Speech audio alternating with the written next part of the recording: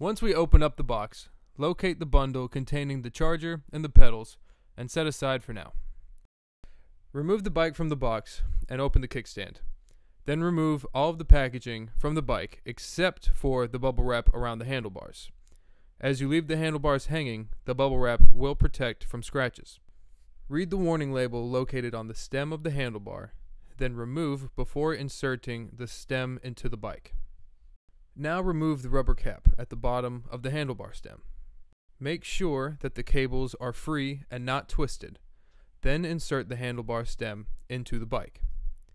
Now go ahead and remove the rest of the packing materials from the handlebars. Remove the rubber cap that protects the downscrew. Make sure your handlebars are perpendicular with the front tire. Then tighten the downscrew with your 6mm Allen wrench. Once it is tight, be sure to put the rubber cap back over the downscrew. Move down to the front wheel and use your 15mm wrench to ensure that the two end bolts are tightened down all the way. On your way back up the front of your bike, go ahead and tighten down the front headlight. Use your Phillips head screwdriver to secure it upright.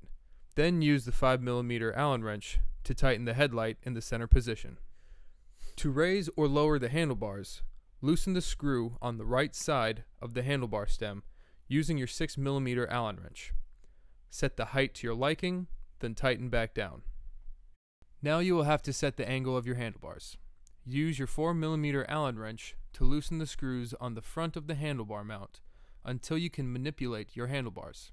Then set the angle of your handlebars and tighten the 4 screws back down.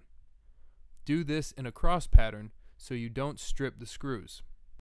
If you need to adjust either the brakes, shifter, throttle, or display screen, use your 4 or 5mm Allen wrench to loosen the screws just enough to adjust and then tighten back down. Then attach the pedals. They are marked R or L on the bottom of the pedal to indicate what side they go on.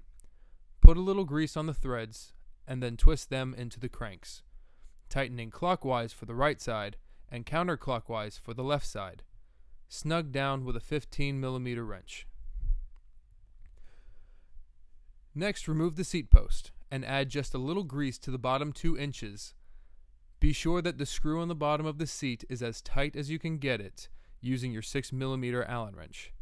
Insert the seat post back into the bike and make sure the clamp is tight.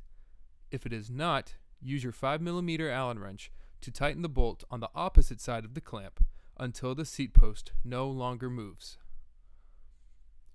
Check all of the cable connections and make sure they are all snug. If they are not, line up the arrows, then slowly plug the 2 ends together. You can do a quick check of the battery's charge by pushing the button on the rear of the battery.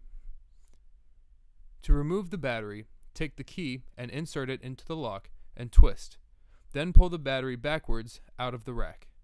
To reinstall the battery, just slide it back into the rack and remove the key. Note on the battery where the charging port is and where the power switch is.